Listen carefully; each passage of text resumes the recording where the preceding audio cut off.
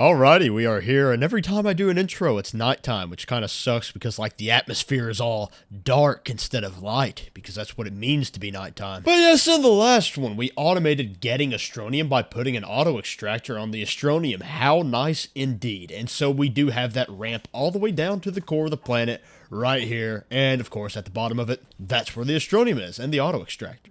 So I was thinking, and I'm pretty sure I hinted at this in the last video, that what we're going to do in this one is just build a train that brings that up here and then turns it into scrap automatically, but also that stores some of it so that we can use it for something else instead of just turning it into scrap. Because, you know, why not? That's a good thing to do. It's nice and neat.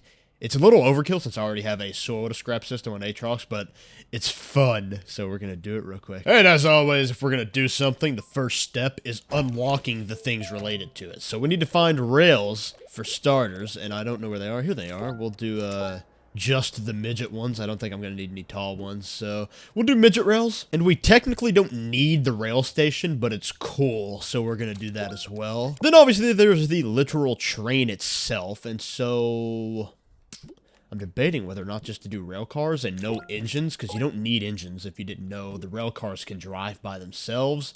They just are not fast, but I don't think they need to be fast for this, so yeah, I think I'm just going to do rail cars. And so you can do 4 rails in one car, I'm pretty sure. 4 rail cars in one train. So we can do 4 of these, which is going to be 8 resin and 4 aluminum. So that's basically already done. Not expensive at all.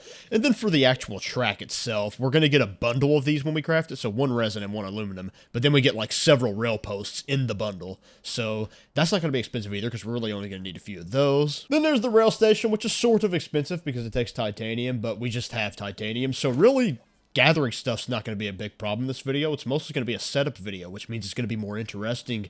You're welcome. Even though I didn't know that was going to be the case, you're welcome. Alrighty, wasting no time at all, I actually have everything crafted that we need to set up the rail system, because the biggest part of this video is probably going to be automating it and stuff, right? So I don't really want to waste any time on the me actually crafting everything, so I already went and got that out of the way. So we have the actual rail station here. That's pretty nice. And then I have 80 rail posts in my inventory. I think that'll get us all the way down to the bottom, but I guess we'll see. But the main thing here is that we want to go ahead and place one already, so that we can actually get the train placed, because we do want to connect all these rail cars together and sort of get something to start from before we start getting fancy at all. Oh yeah, you don't want to forget a power source, so I'm just going to run straight from my basis power to this here rail station, because yeah, you need power in order for the rails to move. And by the way, if you don't like your extenders being directional, you can just hold F on one of them, and it just doesn't like that, which is way better in my opinion for most cases. But there you go, that's how you do that. And so yes, now we have power to this thing. That's a pretty big deal. Just thought I'd mention that real quick. Yeah, we have our train set up, and so now I just got to run these rails down there and then place this station at the other end. So actually, I'm probably gonna, because that's gonna be annoying to do, probably I'm gonna run that down there with the, actually I'm gonna keep that soil in because I get stuck in a stupid spot, but I'm gonna run that down there with the rover because we don't want to do that after the rails are in the way, because that's gonna be annoying, and we definitely don't want to just carry it, so I'm gonna drive it down. Okay, I've done it where the rail station is gonna be placed, and I've just realized that what we probably want to do is just put a storage up here that an auto arm can take for, because that's going to be more effective. And even though that's going to be less space unless we use a very large storage, which I'm not going to do, I'm probably just going to use a medium storage. And even though it's less space, it doesn't matter because the rail car will always be unloading it whenever it comes back down. So that's what we're going to do. We're going to put a medium storage there, and I guess I'm just going to take this back up with me. Oh yes, also, I thought I might add more auto extractors, but I didn't know. But now I'm going to, I think, and I need to do that now because, like I said, we're not going to be able to get the rover down here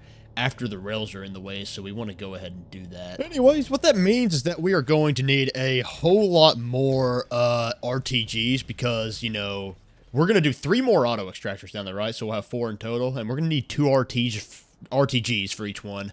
And we already have the RTGs for the first one, so we're going to need 6 more RTGs, which is 6 more nanocarbon alloy, which is actually not going to be a big deal, because in between episodes, I pack-a-punched the Aatrox base that we had for turning our soil into scrap. So now it's a very, very effective way for us to get, you know, anything, because you can use scrap to get anything.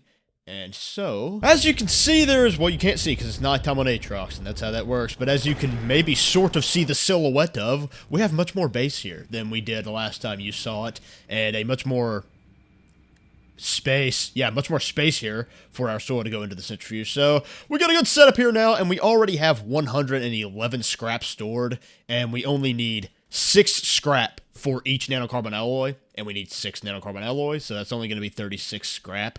We're going to be fine, okay? We can get everything we need for nanocarbon alloy very easily, and so I'll be back once I've crafted those 6 RTGs we need. Alright guys, something terrible happened to me, something horrible. I recorded the rest of the video, which is more than half of the video, and then after I made my thumbnail and everything, I realized that I accidentally deleted my voice audio for that second half.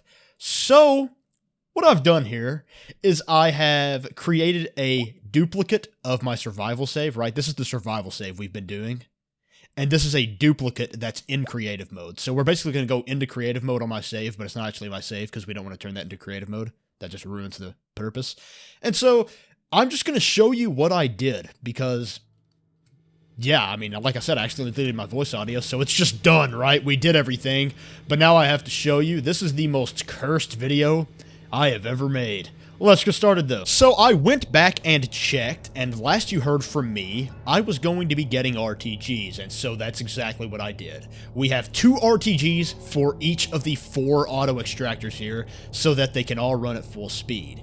And so what I did was, I placed these so that this auto arm can reach the top of all of them, right? I said I was going to put a medium storage on each of these, but that's not necessary because we're using the auto arm here to make sure that all the Astronium is stored on this rail station. And so, we have the rail station set to where it takes all of its storage, right? You see that?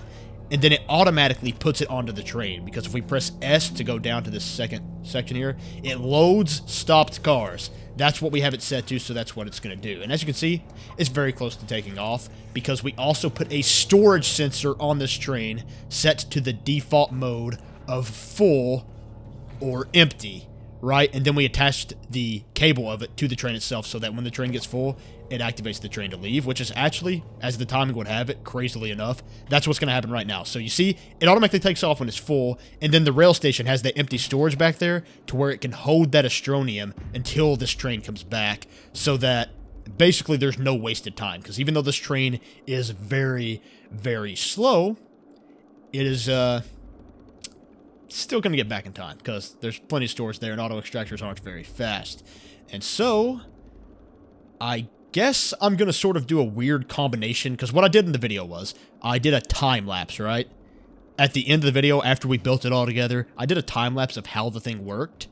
So I'm kind of going to do both in one, though, now. I'm not going to explain how I built it and then do the time-lapse. I'm kind of going to do a little bit of both. So right now I'm going to show you the time-lapse of this going to the top. Then I'll stop time-lapsing and explain the next part, then time-lapse that part.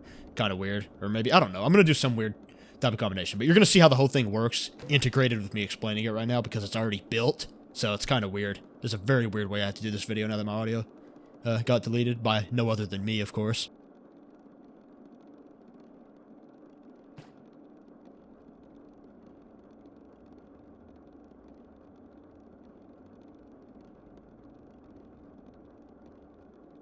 And so now that we're at the surface, things are going to move a little bit quicker now, so let me try my very best to explain what's going on. Actually, no, they're not. Okay, because I didn't end up putting the large resource canister here because that takes some nanocarbon alloy and I'm lazy.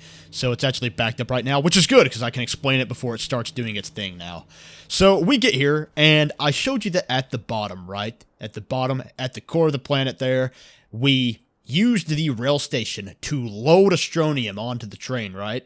So obviously here, we're doing the opposite, right? It says, we are unloading stopped cars, right? We're unloading stopped cars.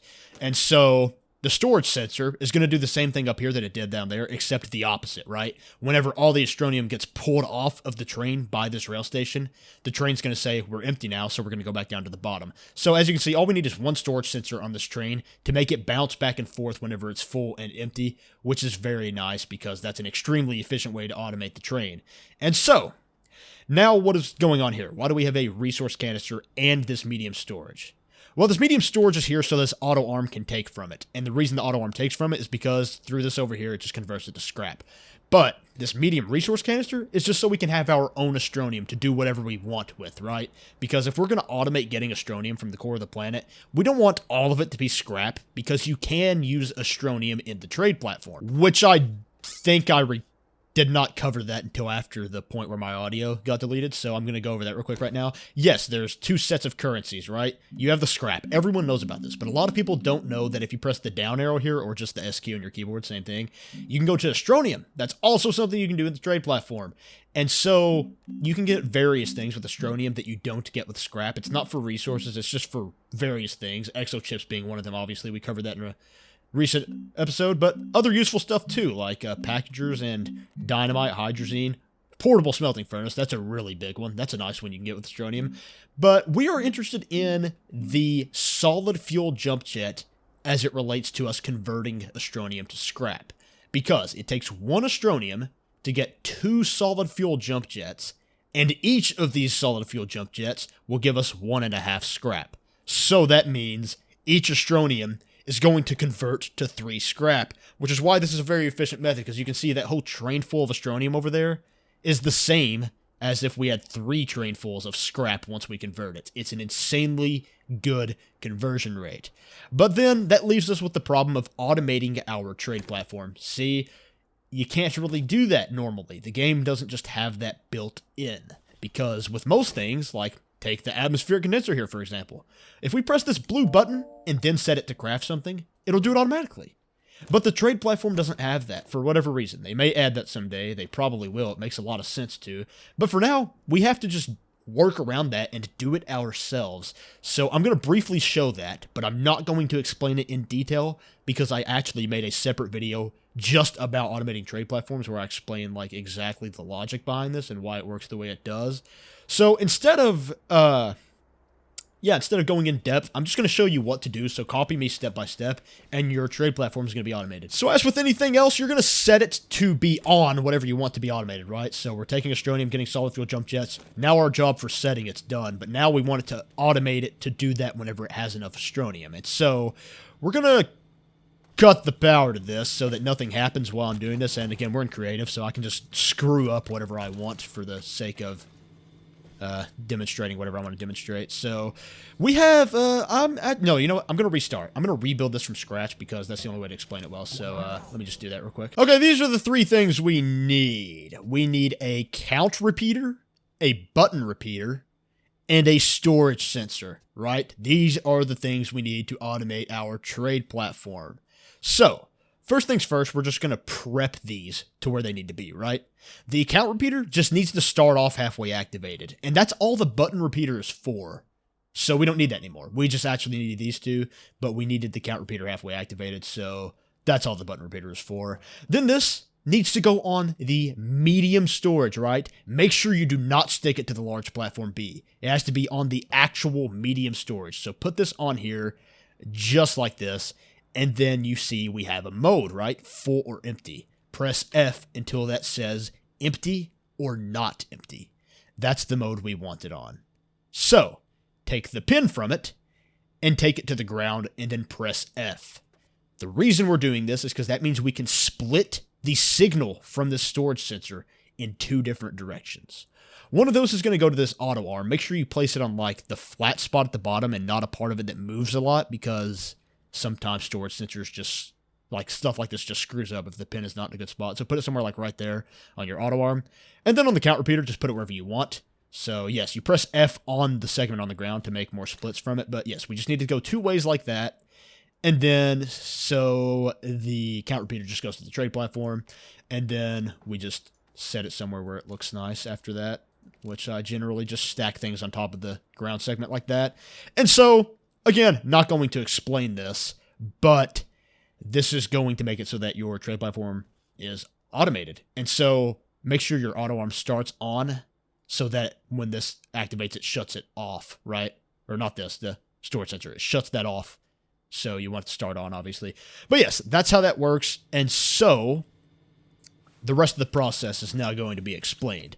You see, we are taking Astronium, and whenever this fills up, it takes off. and then it brings the solid fuel jump jets back, right? And then the rest is honestly pretty self-explanatory. We have solid fuel jump jets with this auto arm here. It's filtered to only pick up those so that it doesn't snatch our Astronium and try to put it in the scrapper. That would really mess things up.